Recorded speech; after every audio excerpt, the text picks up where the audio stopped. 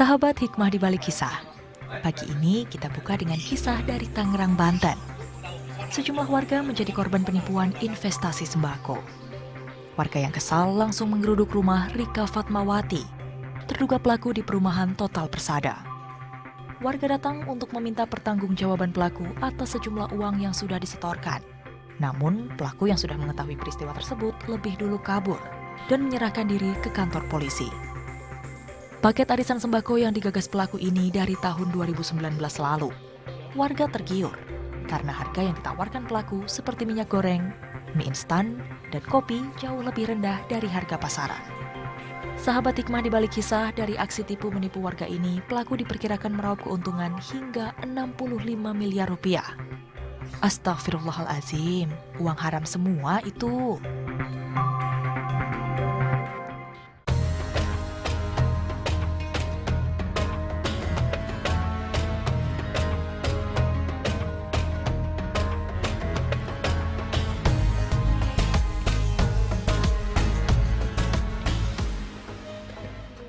Assalamualaikum warahmatullahi wabarakatuh. Alhamdulillah pagi ini kita berjumpa lagi sahabat hikmah seperti biasa. Kali ini bersama saya Rahma Hayuning dan sudah ditemani Ustadz Zaki Mirza. Ustadz, tadi kita sudah melihat 65 miliar rupiah. Ya Allah, Masya Allah Ustadz. Uang semua itu Ustadz. Uang semua, bukan daun ya. Bukan daun. Bukan daun. Tapi sayangnya uang hasil tipu-tipu. Ya kan, kalau kayak gini kan jadi kita suka mikir ikut arisan, jangan-jangan kita ditipu nih, kok jadi bawa mudarat ya? Nah, kalau dalam Islam, arisan itu hukumnya gimana, Ustaz? Jadi memang arisan pertama yang harus kita lihat ini bagian dari tradisi turun-menurun yang ada di masyarakat. Dari zaman baheula, itu cek orang Sunda mah ya, udah dari sononya katanya gitu. Kalau nggak arisan tuh nggak seru, nggak rame. Karena memang ternyata cara orang menyambung silaturahim itu banyak caranya. Salah satunya adalah dengan arisan tadi. Boleh selama isinya kebaikan-kebaikan. Karena sebagaimana yang baginda Rasulullah SAW sabdakan, man ahabba ayubsatallahu fi rizkihi. Barang siapa kalau ada orang yang beriman rizkinya ingin diluaskan. Wa ayyun sa'alahu fi atharihi. Kata Rasul, selain rizkinya diluaskan, terus kalau dia udah meninggal, segala kebaikannya masih dikenang nih. Nah, kuncinya satu, falyasil rahimahu. Rajin-rajinlah sambung silaturahim. Nah, arisan ini bagian dari cara kita menyambung silaturahim. Itu menjadi baik, menjadi maslahat. Pertama, kalau acaranya ada tausiah, diingetin orang. Yang punya utang lunasin, yang baru dapat arisan jangan kabur, kan gitu. Terus yang memang punya anak dididik. Jadi ada kebaikan-kebaikan watawasau bil haq watawasau bis sabr. Yang nggak boleh itu kalau dalam arisan itu ada gibah, ngomongin orang. Biasalah emak-emak kan kalau udah ngumpul itu ngajinya 5 menit, gibahnya 50 menit. Disambungnya sama tahu nggak Bu? Nah itu biasanya gitu. Kalau udah tahu nggak sih Bu, nunjuk bukan pakai tunjuk lagi, pakai bibir, yang itu tuh. Nah gitu. Apal banget Ustaz. Makanya, karena sering ngisi acara tausiah arisan gitu. Bersama ibu-ibu. Bersama ya ibu-ibu. Kan? Iya. Nah yang paling sering nih ajang pamer. Nah, iya. Itu yang nggak boleh ya.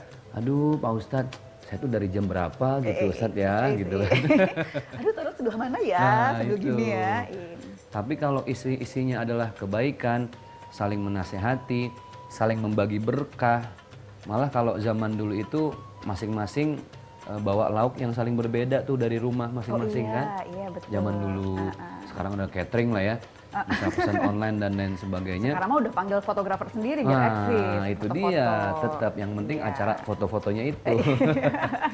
Nggak masalah selama ada maslahat di dalamnya. Nah, itu gitu. dia. Yang penting itu dia ya Pak Ustadz ya. Harus ada manfaat yang dibawa pulang nih kalau kita pulang habis arisan. Iya betul. Nah, sekarang soal ini sebenarnya agak-agak deket ya antara arisan dengan ajakan investasi. Rayuan cuannya luar biasa Pak Ustadz. Tapi ya itu biasanya tuh ada aja nih kayak investasinya ternyata bodong, kita jadi kena tipu. Nah, kalau tadi kan arisan. Nah, kalau ini investasi dalam Islam kayak gimana Pak Ustadz? Investasi ini kan bagian dari kita mengembangkan harta yang Allah titip dan itu sebuah kewajiban. Namanya dititip kita harus jaga dan mengembangkan. Kalau berkembang nanti dari situ kita niatkan ada zakat, ada infak, ada sedekah. Kan ke situ ya kalau investasi. Cuman yang jadi masalah investasi ini kadang kita nggak cross check dari awal. Jadi ya berjalan apa adanya, kita nggak lihat dulu bentuk usahanya apa, bagi hasilnya seperti apa. Kadang kita lebih tergiur dengan omongan orang lain, yang akhirnya berujung pada tidak keikhlasan. Padahal yang namanya ikhlas itu harusnya di awal. Iya. Itulah kenapa kata Rasulullah dalam urusan hutang piutang saja harus dicatat. Apalagi ini investasi. Nah, investasi itu yang harus kita hindari pertama adalah gharar.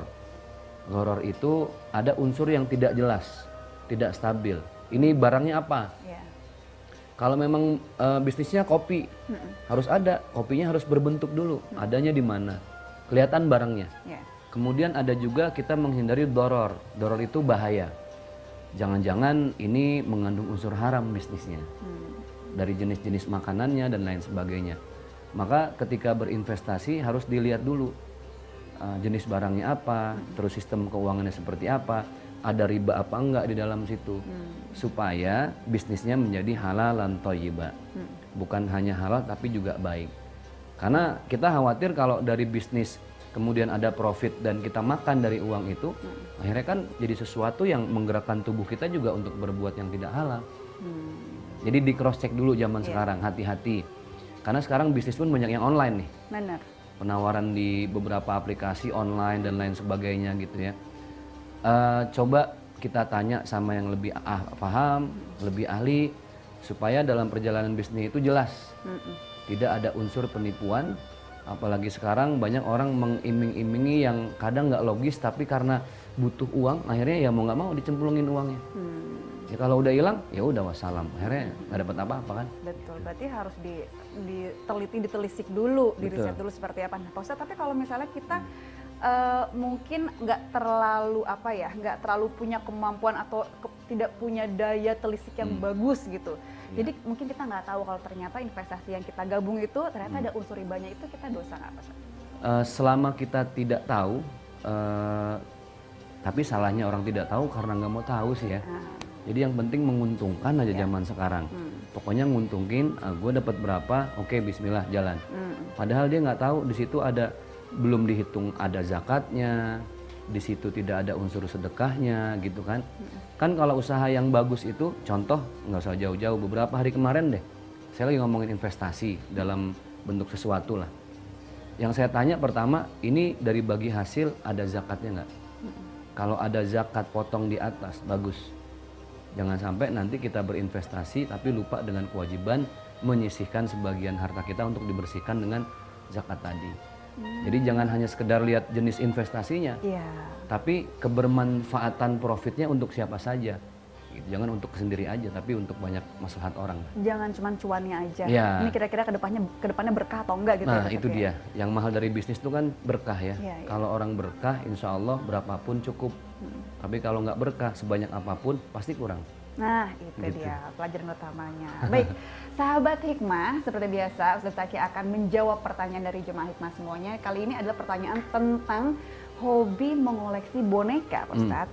Tapi bonekanya yang menyerupai manusia. Mungkin kalau yang lagi hits sekarang kayak spirit doll. Atau mungkin kalau cowok-cowok juga punya, Pak Ustadz. Kan suka banyak tuh cowok-cowok yang mengkoleksi action figure superhero. Nah itu kan menyerupai manusia ya. Apakah ini boleh dalam Islam? Kita akan bahas usai jeda.